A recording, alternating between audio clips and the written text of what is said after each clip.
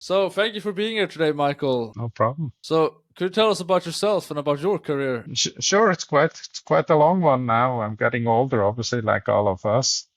Um, I studied geology in Switzerland. I grew up in Switzerland and studied geology at university. Did later a PhD in geology as well at the Swiss Federal Institute of Technology in Zurich. And as soon as I finished geology, I was always drawn to South America. So I traveled around, backpacked there when I was really young. And so once I was a geologist, I started moving there to work there. I did actually all my field work for my studies in Ecuador. So I spent about 3.5 years in total in Ecuador doing some regional geology in the south, which is still in use on probably most of the geological maps of Ecuador up to today. I then moved later to Chile to do some copper porphyry exploration for Rio Tinto. And then pretty quickly, there was a short stint. Really, metal prices collapsed, copper in the 90s, and I was looking for a new job, and I moved over to Peru from Chile. Started working for Glencore. They hired me there. Glencore was a very small company at that time, still private, and just bought the first 3 mines in Peru, and I started working there as the brownfield exploration geologist, getting into operations from exploration, which was the best thing that could ever happen to me, to be honest, because I enjoyed it a lot.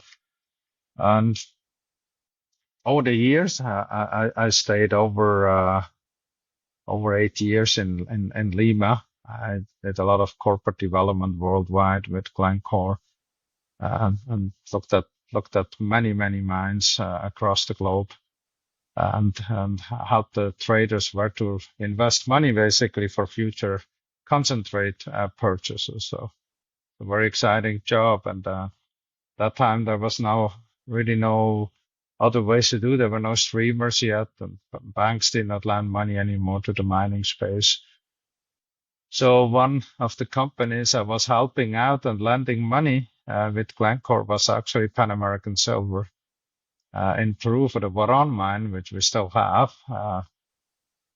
And so I got to know the people. I got to know Ross Beatty, who was the founder of Pan American Silver. And about half a year later, I got a call from him to ask if I wouldn't, be interested to join the company.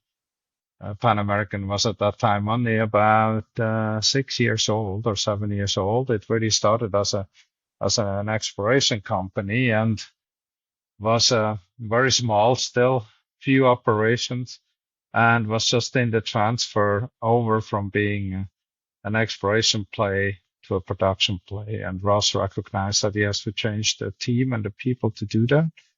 And that was when he hired actually quite a large part of the team that we are still together. Steve Busby joined at that time, Martin Waghorn, our CFO at that time, not CFO, but now CFO, Ignacio Couturier. So there was a team actually that got together very early, and we built at the beginning together most of the mines, expanded them, built new ones. Very active time on the building side. I think at that time Pan Am's market cap was just a few $100 million, so it was still a very small company. And all of us had, already at that point, decades of experience in Latin America, which is really the crucial part of, being in places in Latin America to really understand what's going on, understand the culture, etc. So that's how it kind of started. And then, Pan Am started growing, and it was a lot of fun to grow the company. I then evolved from geology to corporate development, added in IR and then legal, and then became president of the company in 2015, and then took over as CEO in 2016. So that's now just 10 years that I'm the CEO of the company as well. And the company went through a large growth again in the last 10 years since I'm CEO. we did 3 large transactions. First Tower Resources, then we purchased Yamana Gold, and the newest one that we closed just at the beginning of September this year. That was the acquisition of MAG Silver, which is a 44% interest in the Juanicipio mine in Mexico, which is run by Fresnillo. So we have a minority interest there, something new to us, but no doubt one of the best silver mines globally. So very interesting addition to Pan American. So could you give us a brief overview of the year so far for Pan American? Yeah, look, it was a very active year. Of course, metal prices have been very high, growing steadily through the year. Or maybe not that steadily, but they're big peaks. Obviously, then it slows down a bit. But in reality, we saw an incredible increase in gold and silver prices. And of course, we are there to take advantage of this situation. I think, we talked about that before, Josh, but we are completely unhedged on gold and silver, fully exposed. We do hedge some of our base metals, which is only about 8% of our revenue at the moment. We do also hedge some diesel fuel. We hedge some foreign currency sometimes when we have a big project, just to make sure we are not over cost, but we do not hedge our primary product, which is silver and gold. So that's just full exposure to that. And so when metal prices run like we see this year, we're going to see, and we did see an incredible increase of our margins. There's a very interesting slide in our corporate presentation where you see that increase, where you can see that our metal, our costs for silver and cost for the gold production stay actually pretty flat.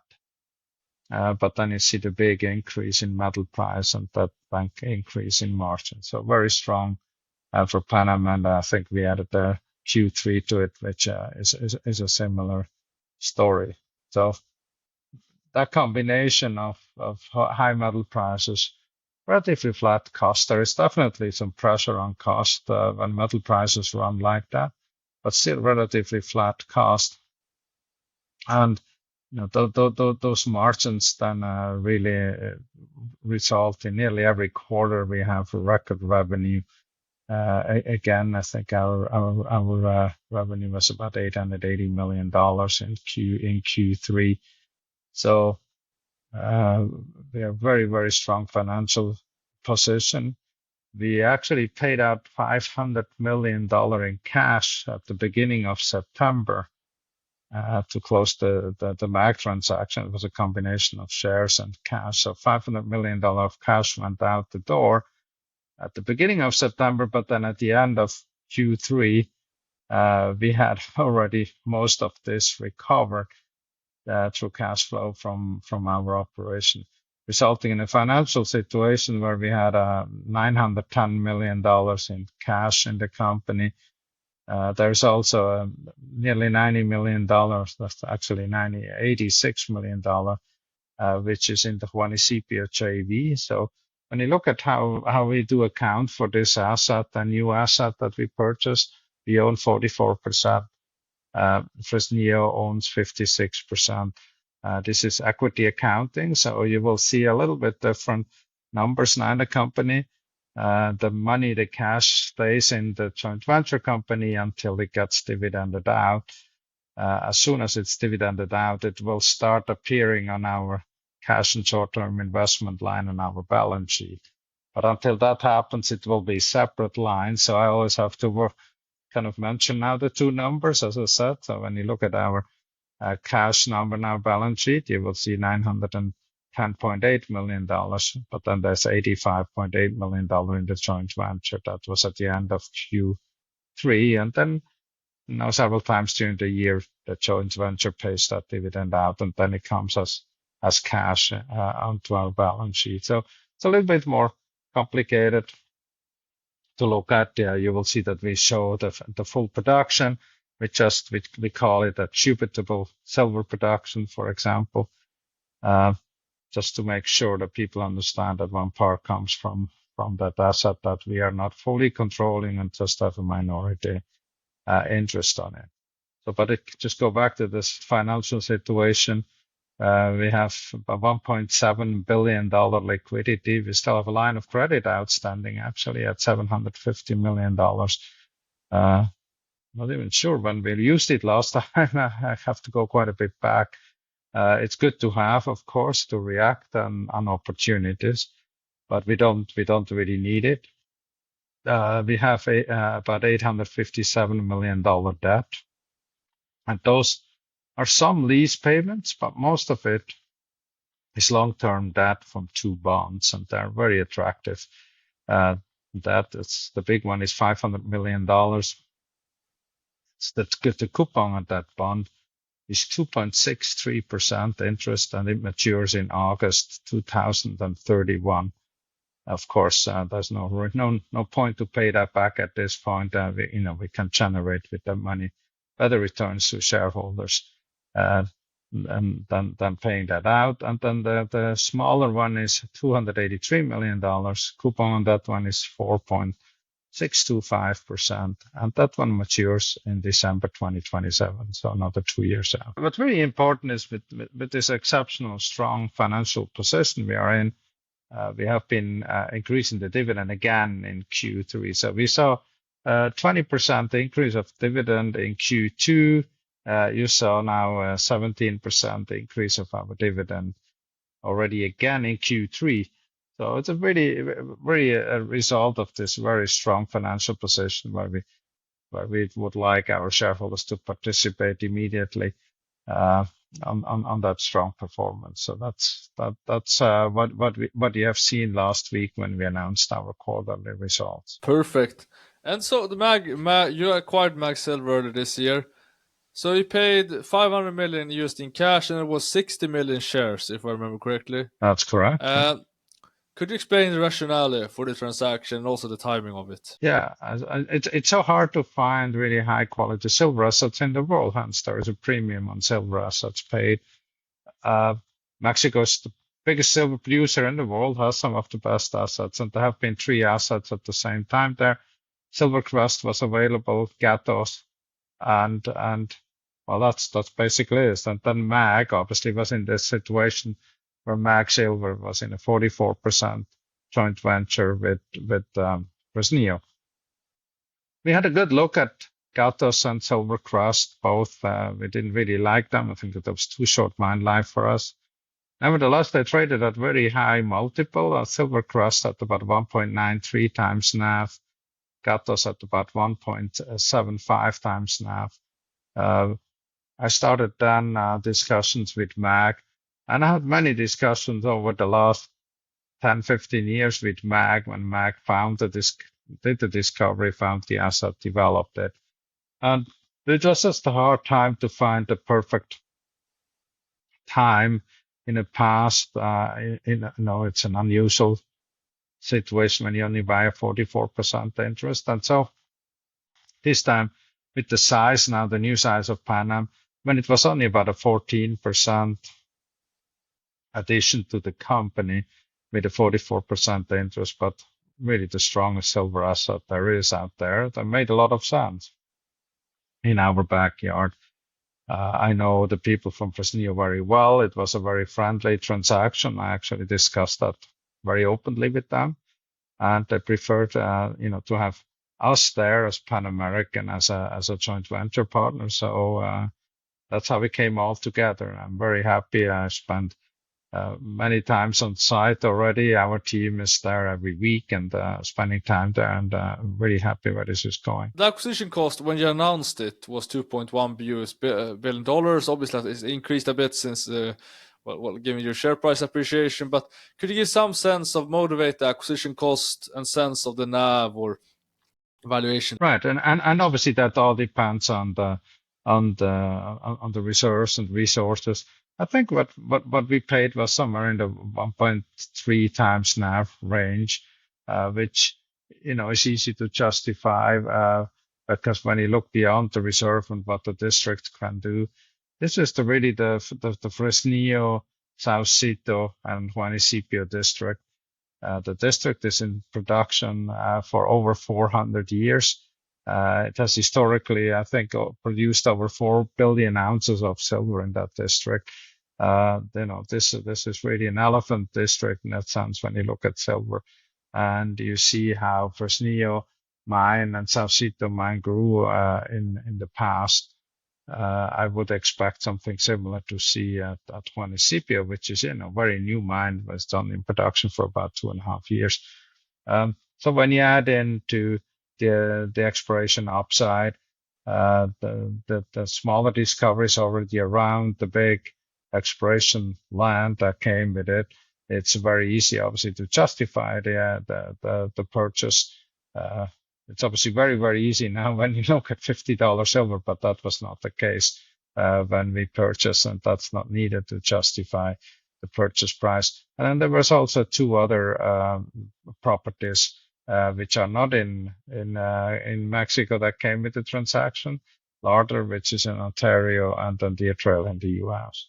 So altogether, a great acquisition of a company. When you say 1.3 times now, what kind of prices are we roughly talking in terms of silver? I think we used around $22 to $24 silver for the transaction. Oh, yeah, okay. So essentially, how has that changed your guidance for this year, and how do you expect to think production and cost will change for the silver segment next year? Yeah, it's pretty interesting, right? We had when you look at Q3, we had really Juanicipio only for 1 month. The deal closed really on September 4th.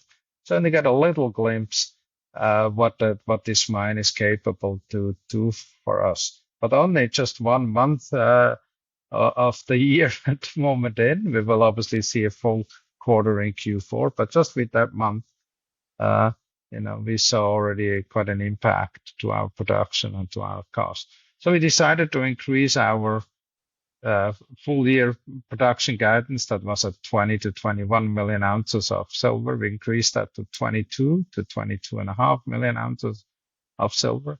And when we looked at our cost guidance, which was 16.25 to 18.25 all-in sustaining cost per ounce of silver, we lowered that now to 14.50 to 16. So just a short time of the year that we have this asset, and it's already a huge impact, not only to production, but especially to cost. And that was one of the big attractions. This is a very, very low cost producer just because it's such a high grade producer of silver with a lot of base metals as well. So a great combination. And big impact for the rest of this year, and for sure looking forward when we have it in our portfolio for a full year next year. Could you give us an update on the regional exploration plans at Juanicipio, and are you drilling, will drill next year, or? Well, drilling is going on as we speak, and I always had a feeling that we should drill way more at Juanicipio. I think there was always a little bit of holding back. Mac had certain financial limitations as well at the beginning to spend money in exploration. Of course, that's not the case anymore with the new Pan Am and Fresnillo combination. So a lot of money going into the exploration. We're just looking through the budget for next year, so I don't have to find the numbers here yet approved and with me, but I can tell you we will spend on exploration as much as we can, really, and that will be a combination of underground drilling for immediate production or the next few years of production, and then a lot of drilling further south on the big claims that we have there to discover future veins on that land and add future structure to this production profile. So there's no limits anymore on the exploration, really. I mean, the only limits will be technical in order to get access to some underground crosscuts to have easier access for the drilling, etc. But that's just normal mining and normal underground exploration. In terms of MAG, you had two, I just mentioned, you had 2 exploration assets, Deer Trail and Larder. What's the plan for them? Yeah, look, the immediate focus was obviously on Juanicipio to make sure that everything is handed over perfectly, that we have a good integration into the company. It's obviously quite easy to do that when you don't run the asset fully yourself. So for me, that's close done already. And now we really have more time to look at Larder and Deer Trail and see if they even fit really into our portfolio. I think Larder better fit. We're obviously active with our Timmins asset in Ontario, so they're adding something closer by, even if it's an earlier stage exploration play with Larder, makes a lot of sense. And the trail is going to be further away. We don't really have anything in the area, so maybe we find another home for that asset later on. So if you go into next year, how does inflation impacting your cost profile, and do you expect to be able to maintain the expanded margins that we have seen? Yeah, it's interesting. We're just going through the final parts of the budget.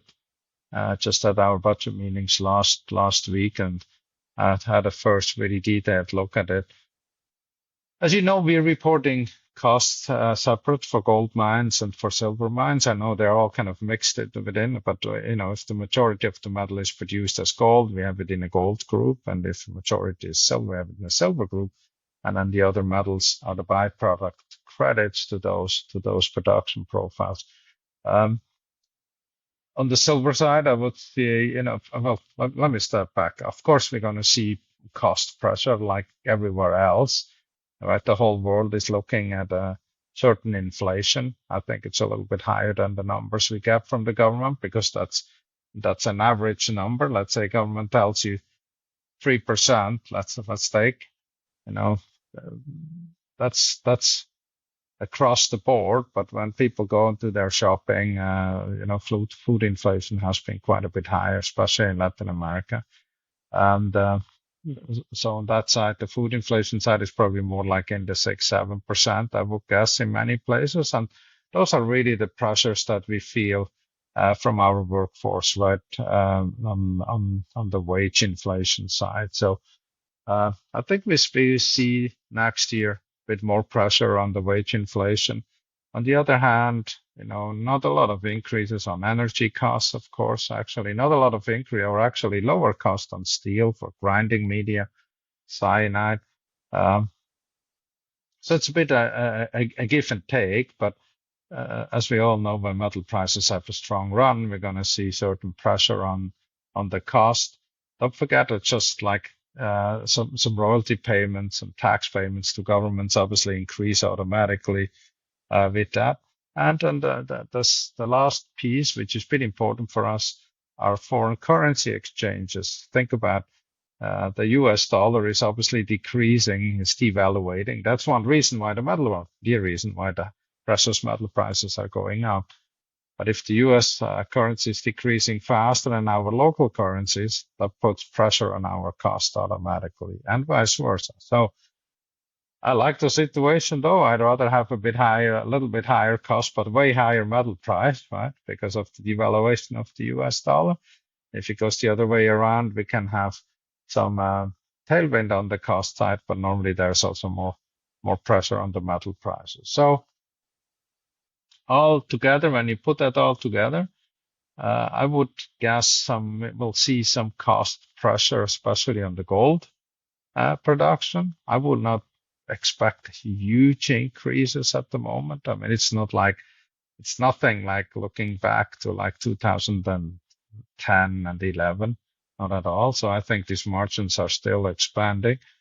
But more positive because of Juanicipio's very, very, very, very low cost profile. I think we will see way, way less increases on the silver side. So our silver margins will expand thanks to the Juanicipio addition. Silver cost increases will be smaller and kept at a way lower level thanks to those low cost ounces and this really low cost production that comes in from Juanicipio. I think you're going to see a bit two stories, as I said, certain cost pressure, nothing alarming yet that I see, but more on the gold than on the silver side. So thank you for being here today, Steve. You're welcome. Pleasure to be here again. So could you tell us about yourself and about your career? Sure, yeah, I'd love to. I've been in the business now for a little over 40 years. I've started in the front line technical and operational roles, primarily for mid-size U.S. precious metal companies. And through my early part of the career, I developed a pretty good foundation, a solid foundation in mine development, construction, and operation. across a lot of different regions of the world, North and South America, Australia, Africa, Asia. I had lots of opportunities to build and develop and operate new gold and silver mines across many jurisdictions throughout my career. I joined Pan American Silver in 2003, a little over 20 years ago. And a few years after joining, I became the chief operating officer. And I was chief operating officer until just recently. And I've transitioned to a new role called special advisor to our CEO. I'm a very passionate person about building and operating efficient mines and creating strong safety awareness at each of our mines.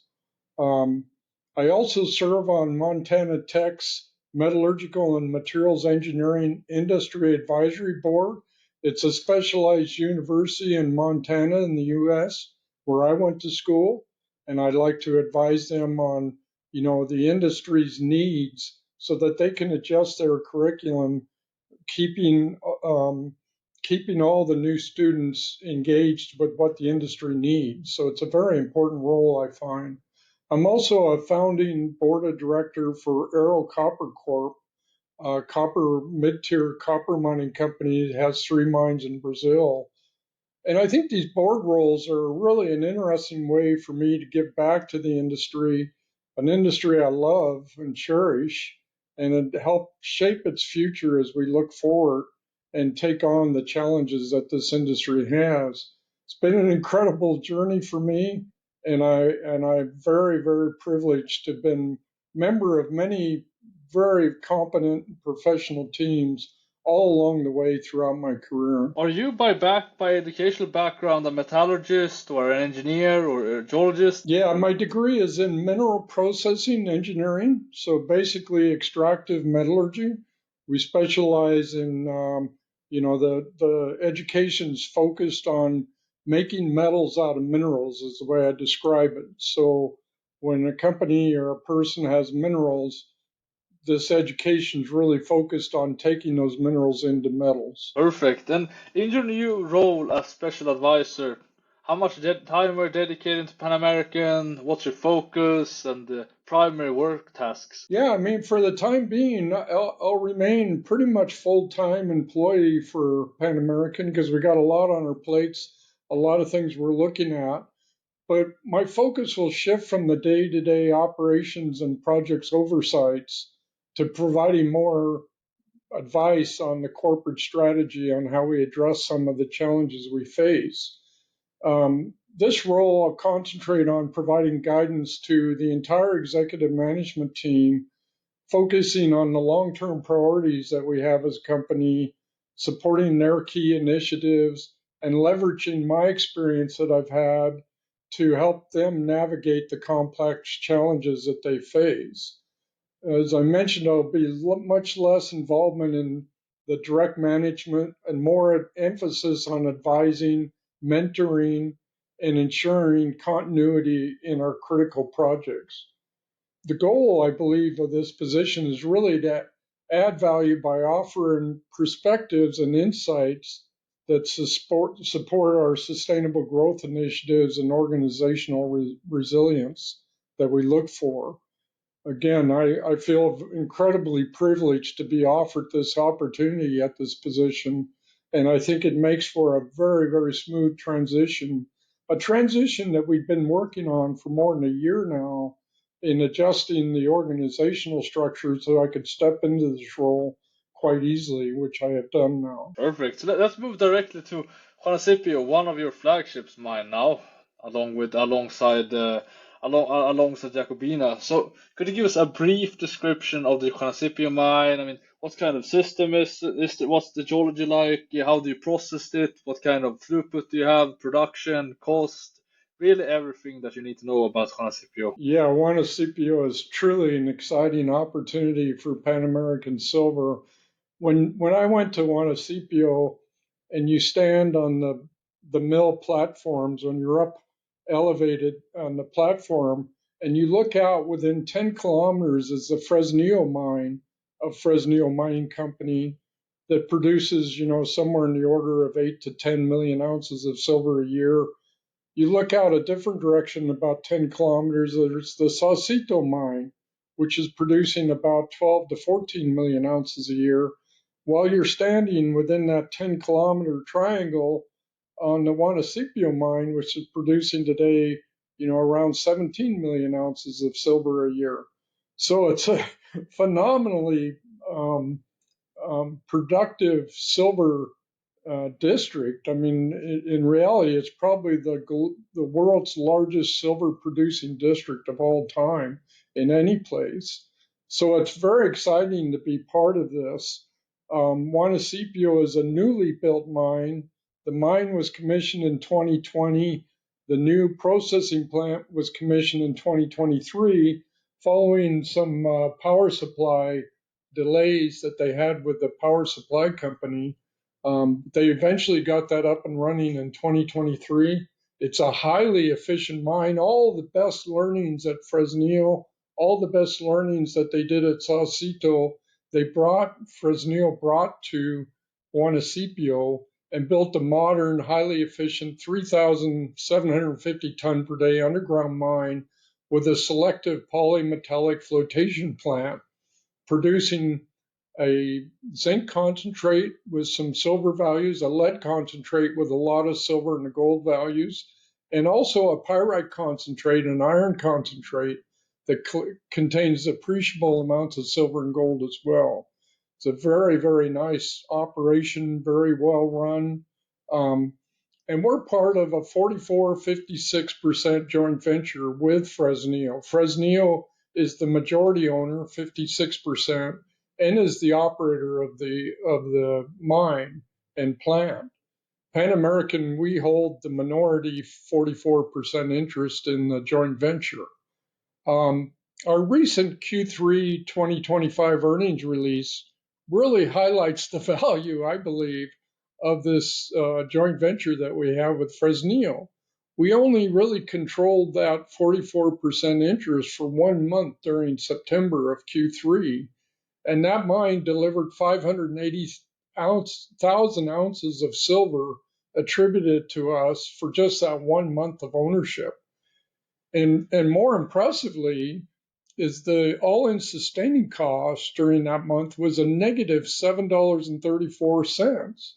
So the byproduct gold, zinc, and lead more than covered the full all-in sustaining costs of that operation. We're forecasting the mine's on a 100% basis probably going to produce, as I mentioned, around 17 million ounces this year, well ahead of Mag Silver's original 14.7 to 16.7 million ounce guidance, and certainly well below Mag's original East Coast guidance costs of $6 to $8 an ounce. It's a very exciting acquisition that we've made with Mag Silver. With the Vallecana's vein system, which we're mining, the highest grade silver is at the top. So as you go deeper, you will have probably more zinc, maybe more lead, we'll see, but at least more zinc and less grade silver, maybe higher grade gold. How do you expect, the grade profile and also, I guess, cost profile as a function of that to change for Juanicipio over time, if we assume new discoveries? Yeah, as you mentioned, if we assume no new discoveries, the technical report that MAG issued for Juanicipio, which we carry as our technical report as well, highlights the polymetallic zoning of these veins, where the ore grades tend to greater base metals with less silver at depth. And they're still very attractive net smelter returns. When you look at the overall value of the ore, it remains reasonably consistent. It's just richer in silver and lower in base metals, and higher base metals, lower silver at depth. So you're right, barring any new discoveries, you can see in that technical report the silver production at Juanicipio will trend downwards in future years, while the base metal zinc and lead production trend upwards. With that said, we strongly believe in the exploration of extending the high-grade silver zones, and silver production will probably maintain a higher level for a longer period than what was indicated by the original reserves that were reported in that technical report. It's important to keep in mind that a large portion of this property remains underexplored. And again, when you look out at the Fresnillo property, the adjacent property, when you look out at the Saucito adjacent property, you can see many years of discoveries and new veins and new opportunities that occur at both of those operations. And we expect no difference here.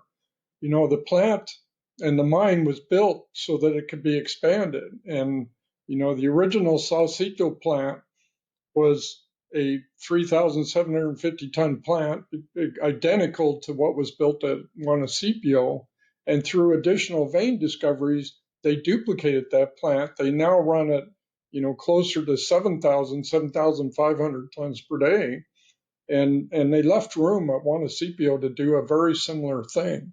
So we're very excited about the exploration potential. We're excited about the potential to extend high-grade silver zones. We're mining outside reserves into extensions of these high-grade silver zones every day.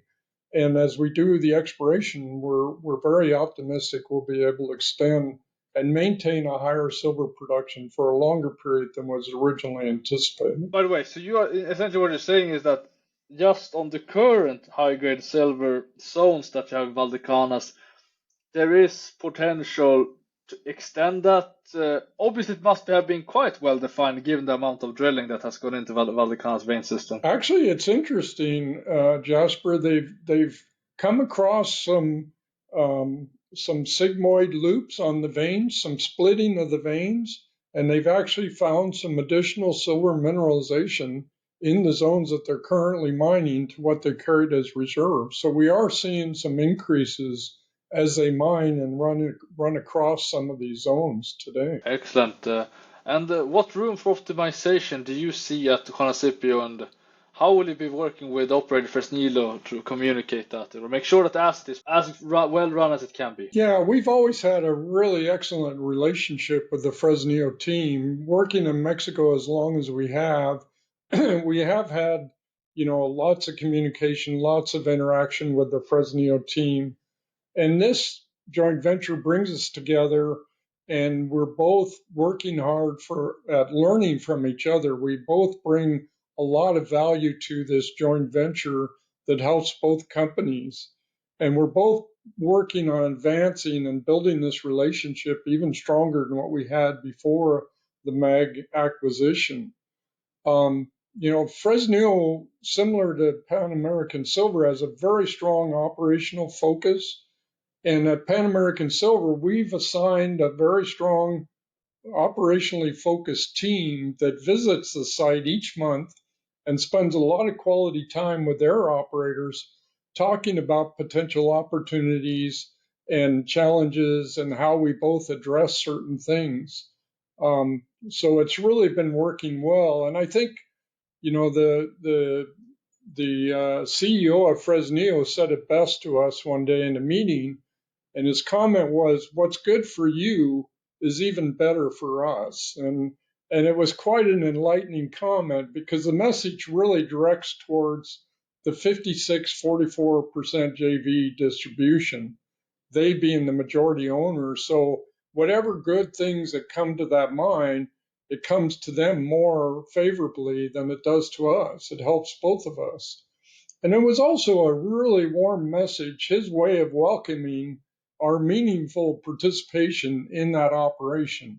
He indeed has opened the door. His site staff has opened the door to us, and we really have some quality interactions between our operational teams and their operational teams. It's really going well. So, Jacobina, your other flagship asset, could you summarize how Jacobina has performed this year in terms of production cost and give some general comments on the asset? Sure. I mean, Jacobina truly is our cornerstone asset. It's become our cornerstone asset.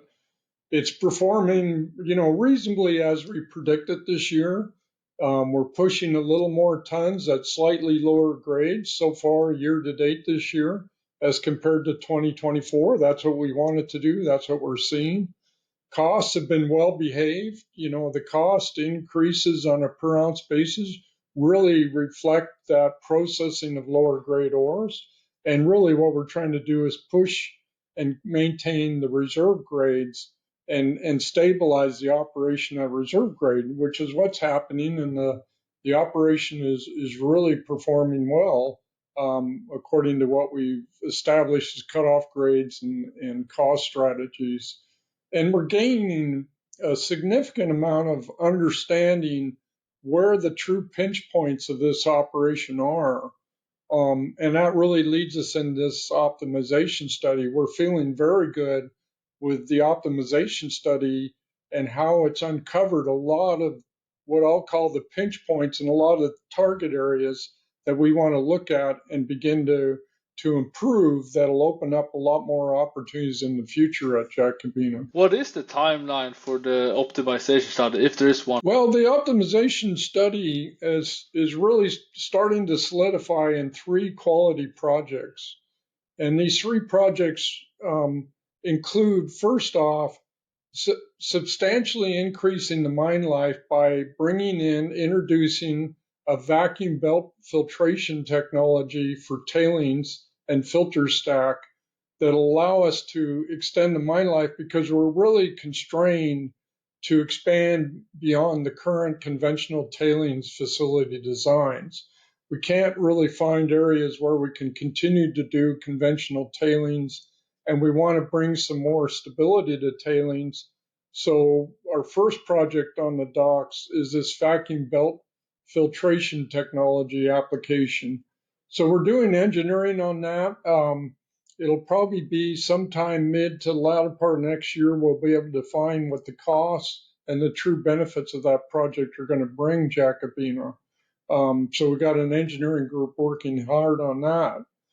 And then our second project that's fallen out of this is looking at our ability to increase mineral resource mine recovery. We see the current mining methods at Jacobina are leaving behind substantial amounts of mineral resources because we're having to leave large pillars, rib pillars, sill pillars that are quite large to keep the openings from collapsing as we mine through them.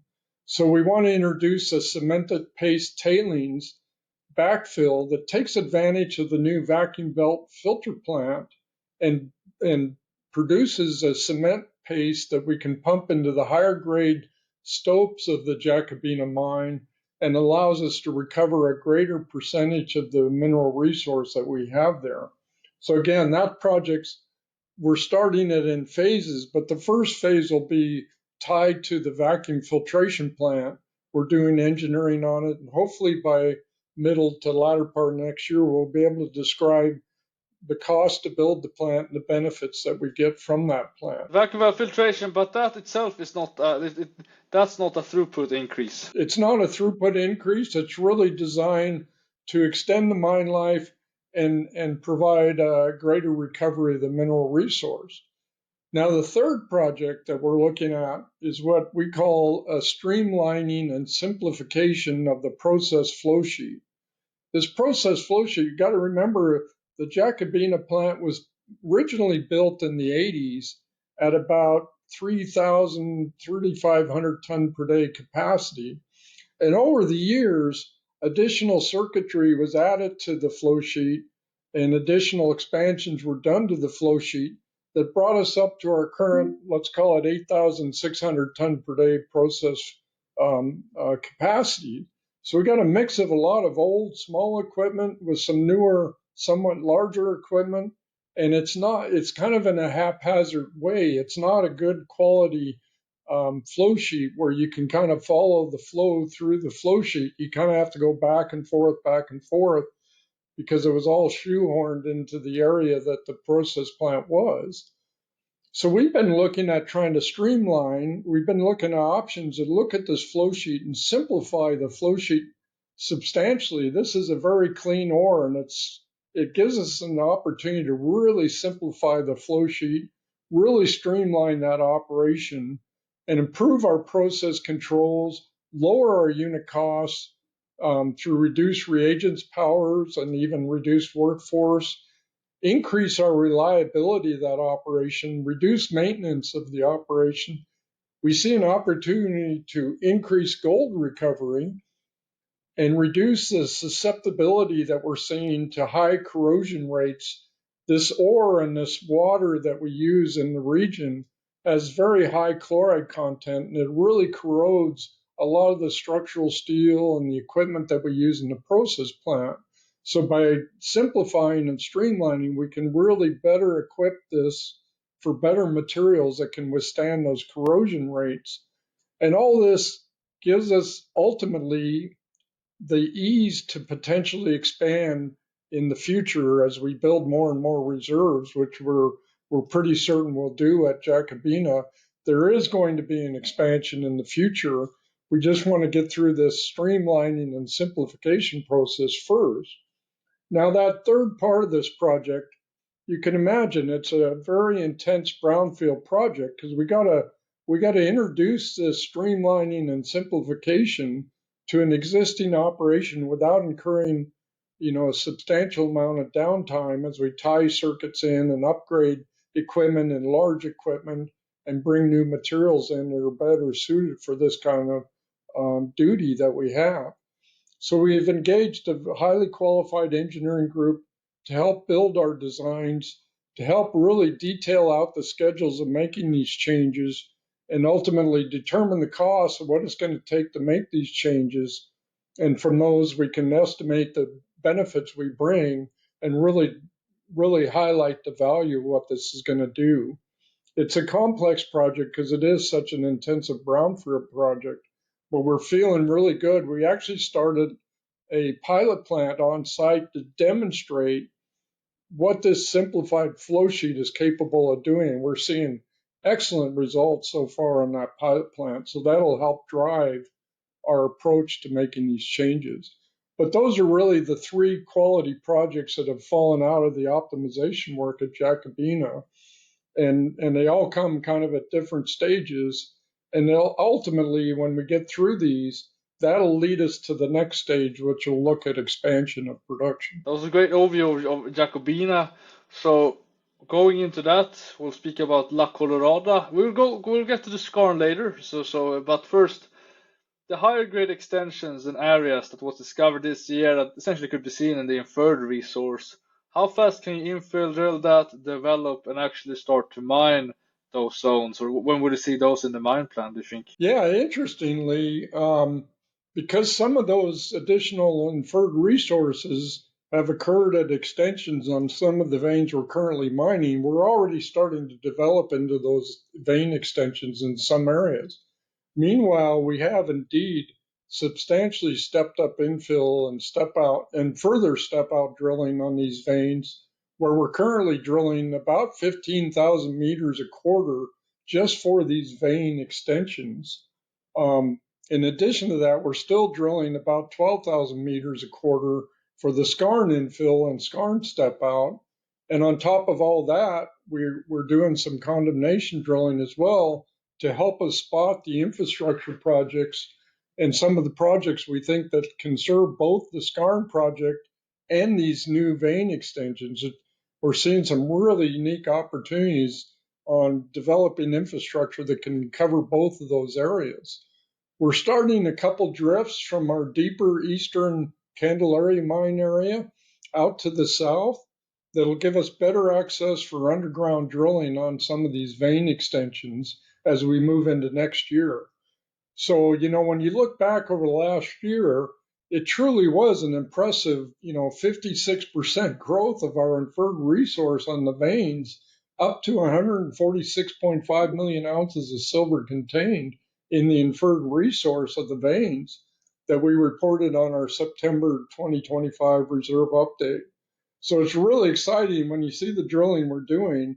We're expecting some really good outcomes as we move into next year's reserve and resource report. Could you give us an overview of the two-phased approach of the Skarn development project that you're thinking? And also in the first phase, will that plant replace the existing plant at La Colorada? And also give us a sense of the kind of throughput that you're thinking for phase one and phase two ballpark? Sure. I mean, we're really excited about this two-phased approach on the Skarn, as this approach gives us the ability to go after the higher grade Skarn zones using a sub-level open stope mining method, supplemented by the vein production that we're seeing in these vein extensions during this phase one, all for less capital investment that was visioned in our 2023 PEA report for building the cave mine. So the first phase is really to build high-grade open stope mining methods on the skarn, supplemented by the veins. And then we follow with phase two, which would be both a sublevel cave on our center 901 zone and a block cave on the 902 zone that comes later in the mine life via expansions in infrastructure and process plant capacity. And because of the geometry of those two skarn ore bodies, they're really conducive to the one sublevel cave and the other one block cave. So we really feel it maximizes the overall value of the skarn, but allows us to do it in phases and minimize or reduce anyway the initial upfront capital. The phase one skarn project is expected to increase both vein production and share infrastructure, as I mentioned, between the skarn and the veins. One of the ideas is we would build a new hoisting shaft in that far eastern area to depth so we could hoist out the open stope mining from the skarn. At the same time, we could stope and hoist from the vein at a higher proportion of vein production as well. Now, because of the size of this phase one, which is probably going to be north, we haven't come out with a number yet, but probably north of 10,000 tons a day, the current plant capacity isn't suitable for that. And the beauty of the metallurgical characteristics we see on the vein and the skarns is we can easily commingle the two ore types through one plant and produce essentially the same products, a lead concentrate and a zinc concentrate, and then longer term, potentially a copper concentrate as well, as we get deeper on the skarn and into some more copper mineralization. So, our target is to update that PEA report with this two-phased approach come Q2 of next year, 2026. And that phase one would be, as I mentioned, north of 10,000 tons per day. And then the phase two would be developed years down the road. It's yet to be determined how many years we would push that out. But eventually you would build up to that 50,000 tons per day that was envisioned in the 2023 PEA report as you brought that phase two development and infrastructure in play. Does the project still make sense if you would just go with phase one? Yeah, interestingly, it looks like yes, that phase one by itself will stand up economically attractive. Clearly, phase two brings the overall value of the project higher. But from a return and a net present value, we think phase one is going to look reasonably attractive on its own. How comfortable are you that Pan American could execute and build phase one of La Colorada on its own? Obviously, you would probably bring in a partner, but if you do it on your own, how comfortable are you with that? Well, the phase one, given it's an open stope mining method, it's right in our wheelhouse. Clearly, we're operationally capable of building and mining that type of mine and just expanding everything we're doing there. The economics, as we mentioned, look quite attractive. The company's financially strong enough to execute phase one quite well on its own. And phase one of the important parts of phase one, it de-risks that cave mine, the future cave mine. As we've seen in the world, cave mining, when they work well, they work incredibly well, but they're very sensitive and they have to be developed carefully. And by going to this two-phase approach, we substantially de-risk the caving portion of the mine, gives us time to develop into those ore bodies and truly know the geotechnical conditions that we need to understand before committing to the large cave mining investments that are required. So this cave mining development, we want to approach it very carefully. This two-phase approach allows us to do that, and I think when you start talking about partnerships, even though phase one is in our wheelhouse and we do have the financial capacity to execute it, we are seeing additional potential synergistic values by bringing in a partnership earlier on. And I think that's going to come to light when we start to report, this partnership arrangement and also the PEA update that we plan to do in Q2. You're going to see this come together and recognize why there's some additional synergies that we can gather, even though we're capable of pushing that phase one forward. It does give us more leverage in that partnership arrangement, but there are some synergies that this partnership's going to bring to this operation. Excellent. So let's move to your heap leach operation in Peru, Shahuindo. Could you summarize how Shahuindo has performed this year in terms of production, cost, and give us a general update? Yeah, Shahuindo is a reliable operation that's in a steady state condition. Through the year, this year, it's performed in line with our expectation. Costs are in line with our expectation. The costs have come up a little bit, primarily due to the increased strip ratio that we expected. We did purposely find more ore, and it came with a higher strip ratio, so we bumped that waste movement up, and that's drove costs up to the extent we expected. So costs are pretty well behaved overall there, and we're in pretty much a steady state operation condition. Our focus at Shahuindo is really trying to acquire some additional surface rights to allow us to extend the mine life there as well.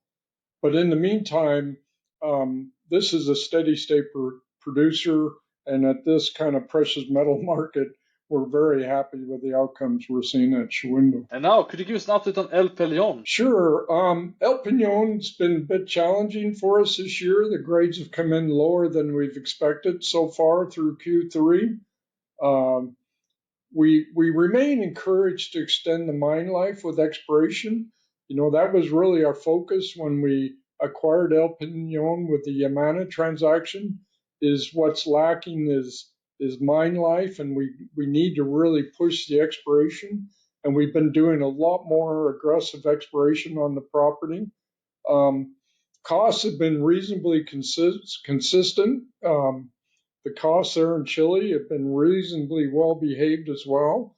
And given these current metal prices, our margins have been excellent on this mine.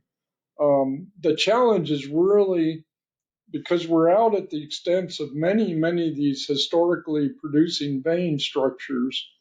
They're very spotty, they're very far apart, they're very variable.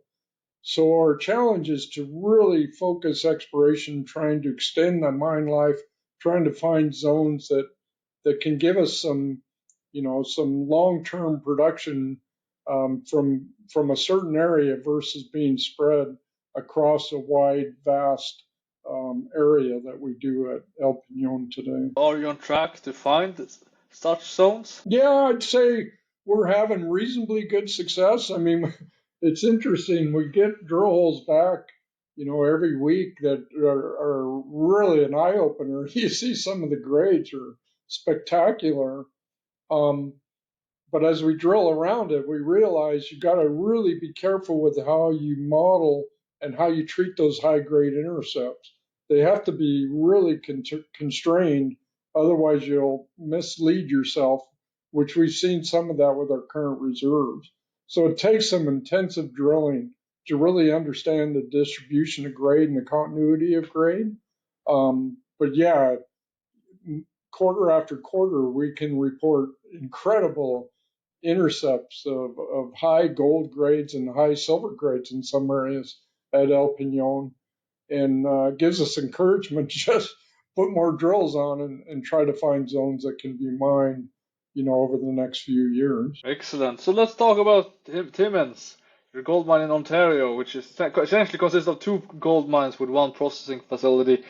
You produced, give or take, 78,000 ounces this year, an all-in sustaining cost at almost $2,400 an ounce. Why has production been lower this year? And obviously, also the cost been higher because of that. So, and also, what are you doing to improve the Timmins operation? Yeah, we're facing some interesting challenges at Timmins this year and have for the last couple of years. Not the least of which is employment competition challenges. There's been many, many new mine openings in the region, many new mine expansions in the region, including ourselves, and the competition for employment is intense. Um, and it's not just affecting ourselves, it's also affecting our key contractors as well. And on top of that, we faced some challenging ground conditions in the high grade central part of the Bell Creek deposit. As you say, we mined two different mines there, the Bell Creek mine and the Timmins West mine. At Bell Creek in the center zone, the highest grade zone, we have seen some challenging ground conditions that's requiring more extensive drift rehabilitations, more duplication of drilling because we have hole squeezing on our drill holes, limiting production, and that's really been the challenges there. Really, most of it gets back to this employment competition and our ability to fill vacancies and bring in competent people. We have intense recruiting efforts in place to overcome this. And actually, interestingly, we've been very successful at reassigning some of our key South American staff from Latin America into Timmins, and they've adapted incredibly well and have brought a lot of benefits to those operations. So we intend to continue those programs at even a higher pace into 2026. The one thing about Timmins is we're finding new ore zones, laterally to the current operations that we feel may substantially extend the mine life at Timmins. Keep in mind when we acquired the Tahoe acquisition, we acquired Timmins mines in 2019. At the time, we had given the life of mine at Timmins was through about 2024. We sit here today, and our current mine life takes us into 2031, and we're seeing substantial opportunities to extend beyond that. Now, these new additions, these new reserves, they do come at a bit higher cost because largely our tailings facility, we were at capacity for 2024. So we've had to expand the tailings facility into an area that's more expensive to build, but it's definitely justified to do so. But, so as we look at extending mine life, it does come at a bit higher cost. We have added a paste backfill plant at Bell Creek to increase recovery of the high grade zones, particularly in that central zone, and allow us a better ability to deal with the geotechnical ground challenges that we have there. But we're really, really excited about the longevity and the potential to extend mine life at Timmins. And we're chasing a few key projects, about 4 or 5 projects that we're really excited about over the next year or so. We'll be able to announce and really extend life at Timmins. That's an exciting thing we're seeing. Do you think cost will be at where they are today, or do you think they will, on a real adjusted basis, or do you think they will be higher? And do you think you can get production up through your essentially through your measures? Yeah, I mean I get back to the employee shortfall. That's really the key. We need to increase throughput rates. We're finding the ore. We just got to get people engaged in developing and mining those ores. We want to get our throughput rates up to, like 4,600 tons per day is where we used to be. This year to date, we're about 3,850 tons per day. And that reduced unit rate or that reduced throughput really drives unit costs up. So, for us, the key thing is to get that throughput rate up. The unit costs will come down and we'll see similar grades. So our cost per ounce will come down substantially from where it is now. It's all about that. And that's mostly driven on personnel. We got to get this place staffed up with qualified individuals that allow us to run at higher rates. And then on top of that, we'll extend mine life at a somewhat higher cost in some of those zones, but longer term, the profitability looks incredibly good for Timmins. Do you think your employment measures could have effect, will have effect, material effect next year? Or if we're successful, you'll start to see it coming through next year. By the end of next year, we think we'll see a lot different cost structure, lower cost structure than what we're seeing today. Yes. Perfect. Then Cerro Moro, could you give us an update on the performance for Cerro Moro this year, production cost and general comments? Yeah, I think at Cerro Moro, the gold production is performing pretty close to our expectations, pretty much right on our expectations. The issue we've had this year at Cerro Moro has been more on the silver grades. Silver grades have underperformed at Cerro Moro due to a combination of greater mine dilution, gets back to kind of the geotechnical condition of some of the veins that we mine into. The hanging wall has come in and diluted our ore zones. And we've had localized ore reserve reconciliation shortfalls. And we delayed certain underground developments that forced us to change the mine sequencing and pushed out some of the access to some of the higher grade silver zones in the underground stopes. We are anticipating a much stronger Q4 for silver production this year as we catch up on those delayed developments. So we do expect to claw back some of the shortfall of silver that we've seen, probably not all this year, but as we move into next year, we hope to catch back up on that. So the lower silver grades, is that a function of mine sequencing, or is it actual trend that you are trending into higher or similar gold grades and lower silver grades as you mine out to the deposit? In the backdrop, I mean, when you look at it overall, we have mined through the best silver grade zones at Cerro Moro. I recall Zoe was a very high silver grade when we took control of the operation, and that was mined out in 2024. So as we look at the current reserves, we have mined most of that higher grade silver, and the silver grades are coming down as expected. This year it's a bit more sharp than we were hopeful because of some of the delayed development and additional dilution that we face. But there's many discrete vein deposits over Cerro Moro over a very large area. And each of these deposits have a unique silver to gold ratio. Some of them are low, some of them are quite high.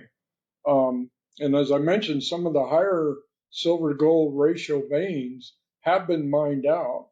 But we still find it interesting that we have silver prospects with good gold grades in some of our exploration work.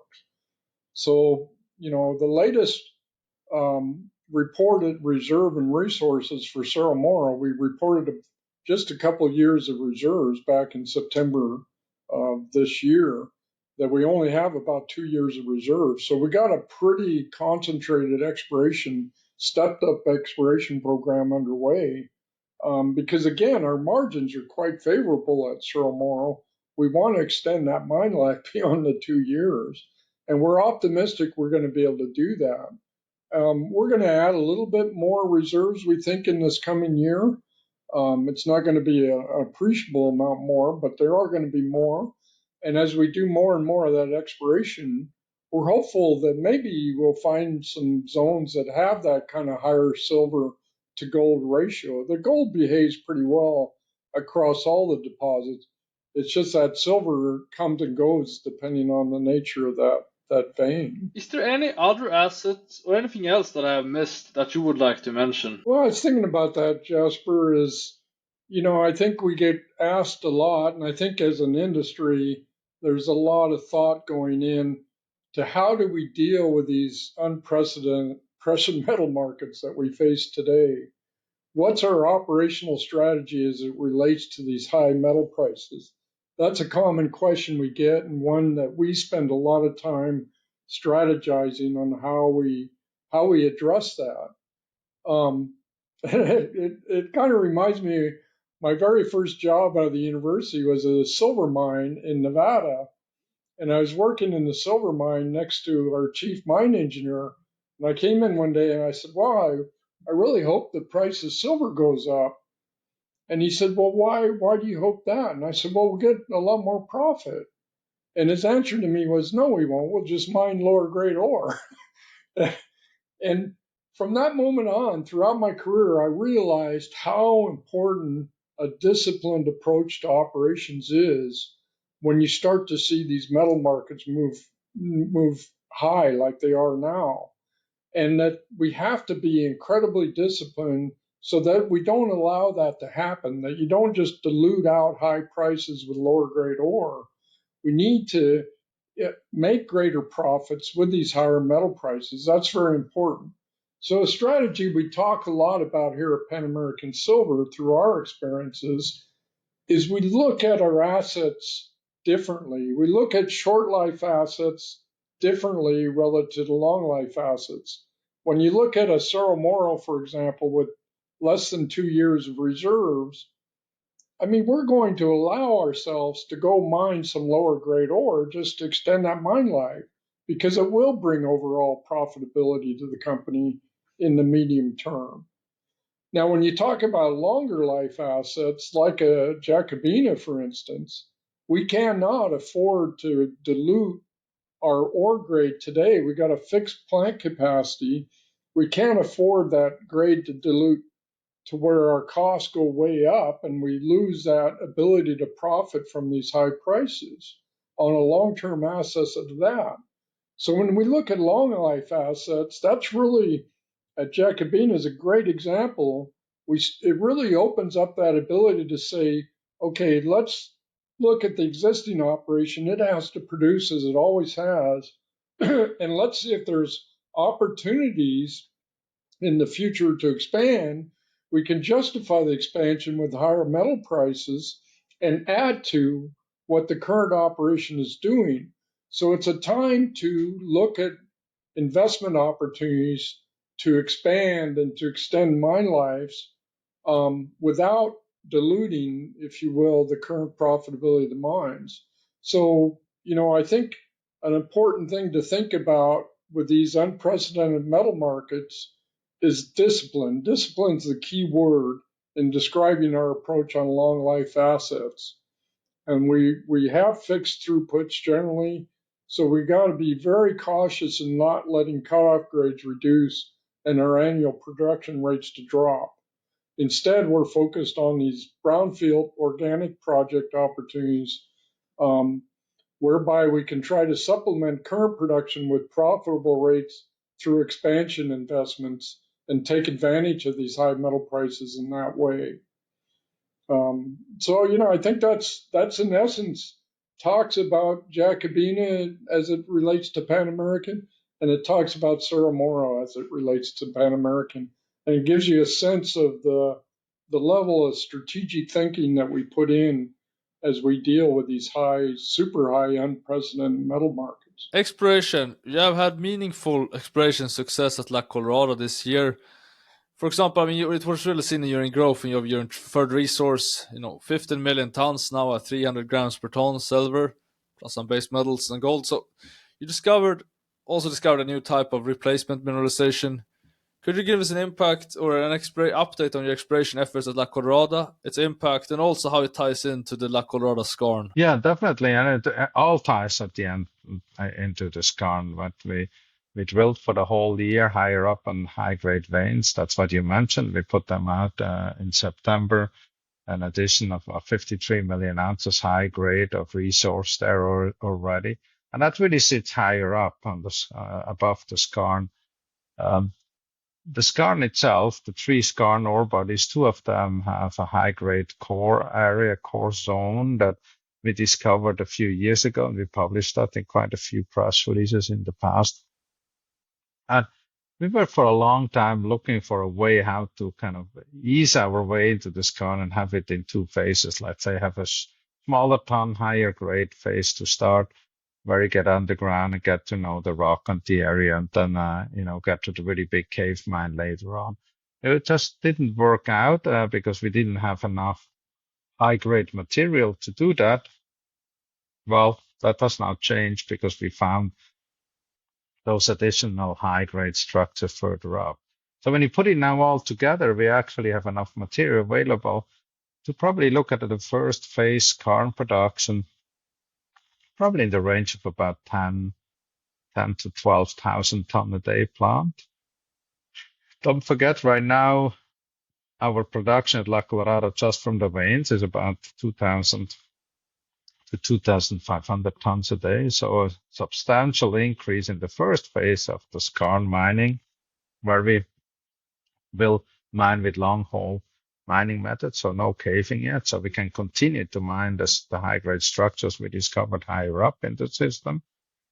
And then once we're coming to an end with those high-grade cores and the veins, we will turn over to a cave method, and then the production has to increase probably to about 50,000 tons a day as we had it originally envisioned in our PEA. And of course, when we start doing that, we cannot mine anymore higher up in the veins, so that will be a completely different operation. It will be a long time in between, as you know, that the Skarn project is like a multi-generational deposit, so that it will be in production for many decades. But I'm really excited that we found now this way to kind of stage the way into the Skarn at a high grade, lower tonnage starting stage, which will probably run beyond 10 years, and then go to the lower grade and really high tonnage second stage. So the perfect thing is what you're looking for when you build a mine, right? You will have two strong phases, but smaller tonnage and higher grade, higher cash flowing production right at the beginning, and then the really long life later on. So looking very promising. We're obviously working on an updated PEA, should be done in about Q2 next year. Not giving you all the details how it looks like for it, but very exciting how that project comes together. And do you have any expectation on when you blend the higher grade portion of the Skarn with the vein, the deposits? Any expectation what kind of grades you're getting there? I don't have exactly the grades in my head right now. We have to wait for the PEA to see how that looks like. But I can tell you, it's going to look very, very interesting on the silver production side. I mean, it will. Right now, we're looking at La Colorada, about 6 million ounce silver production. When we start blending it together with the Skarn, we will see at least a doubling of that silver output for quite a number of years. And then when it comes to the big Skarn production with the cave, then there will be even bigger output. So it's going to be very interesting. When you look at the total resource, there's over 450 million ounces or so of silver there already in that area. So there's no shortage of silver, and the production profile will increase, and with the phased approach will increase as well with every phase. Could you give an update on how the partnership discussions are going, and also is there a requirement because to have a JV partner before phase one is starting? Well, there's no real requirement for the partner. I mean, when you look at it, it's still even in phase, let's call it phase one now, which is a mixture of veins and Skarn. There's still a lot of concentrate production there, so some help with marketing of all that zinc and lead production will be obviously very helpful for us. And the technical side, we can obviously do it, but capital numbers will be now smaller, of course, as it's staged. But I think for me it makes complete sense, and what I would envision is that the partnership situation will mimic kind of those staged as well, so that the partner that we are discussing with comes in with a smaller ownership at the beginning, and then in each phase increase that ownership as well. So probably some kind of a similar approach there as well. Could you give us an update also on how you're thinking for exploration programs for next year? Do you have any will it be a similar amount of meters? How much will the split between reserve and replacement drilling and exploratory / greenfield drilling? Yeah, look, we're very similar. I think we're drilling somewhere around 500,000 to 600,000 meters diamond. I think we have at the moment about 75 drill rigs globally working, or in Latin America. So that will continue, and the main focus is always on replacing resources. I think when you look at the update from mid-year, that's been again very successful, especially when you look at the replacement of our most longest life already, but also largest margin ounces, which are like Jacobina, La Colorada, etc. That more than replaced the ounces that we've mined. So that's always the focus, and in like Jacobina, you can replace reserves for many years to come. So always the focus on that. So again, we haven't approved the budget yet for next year, but I would fully expect something similar kind of program, full steam ahead on the exploration side, and then always add in a few programs, in the surrounding of the mine or a bit further away, just to see what else we can find. That's how we discovered the Skarn in the first place, with the same kind of idea. And are there any projects that you're particularly excited for? There are many of them that we are drilling. I think there's quite a few in the Timmins area that I'm really excited, that are away from the operations, that I think that will come to fruition here next year, that we're drilling on. As always, La Colorada will always give some great results. Jacobina, as I said, the extensions further north, that will be very interesting projects that we are drilling at. But even I was just down at El Peñón, and we made some really stunning intercepts that we found there as well. It is a long list for that, and I think we drilled a lot of meters this year. We'll probably before the year and put out a press release with kind of a summary of our exploration results for the year, and that gives some indication what we're trying to achieve and drill for the coming year 2026. So Escobal, could you give us an update on the ILO 169 consultation process, and how's it going essentially? Well, it has been a really slow year at Escobal. I think we talked about that before. Nevertheless, the communication continues, and discussions continue, and there's quite a few more meetings that are set before the year is over that we are involved. So it's just it needs a lot of patience. Obviously, we need to get this done the right way. I know some people hope that to do that quicker. For me, the important is really that this is done well, and that's what we are working on. I don't, just to remind people again, and when we purchased Escobal, this is a great option of the best silver mine in the world. It's even way better than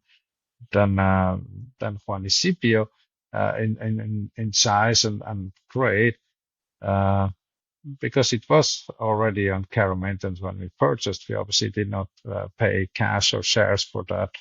We actually issued a contingent value right for each of those shares. So those value rights will only be exchanged into Pan Am shares once the project is de-risked, and we have the first shipment of concentrate. That's a great situation to be in, while we can work on and kind of de-risk the project, hopefully, and move it slowly forward without having really a financial risk or financial pressure on it. And then once it's de-risked, as I said, we'll exchange those contingent value rights for about 16.5 million Pan Am shares. So quite a relatively small addition of Pan Am shares for adding about 22 million ounces a year of silver production. So basically, this is a very good upside for this project, but as I said, no financial downside. Great. And so you have, as you said, you increased your dividend this quarter. You have plenty of liquidity. You have a buyback program, share buyback program in place. What could you explain your capital allocation priorities, and also explain how your dividend policy works? Sure. Let's first talk about the buyback. We bought back during the whole year. We could not really buy back in Q3. We were in a blackout until the transaction closed with MAG. We are now out of that, so we can look at buying back shares again in Q4. We do that normally very opportunistically. Obviously, there's a lot of ups and downs in metal prices, which is reflected in up and downs in the share price, and gives us opportunity at lower cost to buy back shares. So we will continue to do that. The dividend is really a policy that the payout depends on our net cash position. So we have a base dividend, which is 10 cents per share per quarter. And then there's an additional dividend if we are in a higher net cash position. It's actually a curve. So after Q2, we reached 12 cents, so 2 cents additional to the 10. Now we are at 14 cents because our cash position increased. It's a little different this quarter because it should probably, if you just look at the policy, should have stayed a bit lower, but we can already see that this is moving up in the next quarter, and we want to make sure that our shareholders benefit right away from this incredible run in metal prices, and not kind of get a lower dividend just because we used the $500 million to buy MAG silver. As I said, we recovered most of it, and so we decided this quarter that the board decided to accelerate that increase on the dividend a bit. So that's the only departure from our policy. From next quarter on, we'll just keep following the policy again, and I would assume that there will be, in this metal price environment, I would assume that there will be further dividend increases on the horizon. Let's talk about your largest equity investment. So you hold 11.5%, worth 50 million of New Pacific Metals, a developer that has 2 significant silver assets in Bolivia. You have an asset in Bolivia, small San Vicente. So what is your plan for shareholding in New Pacific? You have had, with varying sizes, held the position since its inception, really. We did. We actually helped financing the first rounds of drilling. Have been very helpful. Look, we are in Bolivia for a long time. There's not a lot of competition in Bolivia. I like the country. It has been very good to us, and just went through a new election and very business friendly government in place now. So that will just continue. I mean, drilling will continue there. There's some information that is needed for us. But normally when we do a smaller equity position in a company, we really do that because we are interested at one point to take charge. We don't need to own 100% always. I think we showed that with Juanicipio, but we are definitely a company with over 30 or 35-year experience working in Bolivia. And once we have all the information together, we can make the decision if the project is of size and quality for Pan Am or not at the moment. We'll just leave it sit there, and we'll observe the exploration results that come in and make that decision later on. Then in terms of M&A, what could one expect from Pan American regarding both acquisitions and also portfolio optimizations? Yeah, I mean, you see over the last few years that was really a very strong theme for Pan Am. It's really how the company grew to this really big size right now was through M&A, and you cannot just buy assets. You obviously want to increase the portfolio of assets that we have and increase the quality of that portfolio. So when you start buying companies like Yamana, for example, is a good example that added a lot of assets. And well, we started selling smaller assets that we didn't really need anymore at the other hand of the scale, right? So you kind of keep a similar size portfolio active, but you increase the quality of that portfolio. And that's really the constant quest here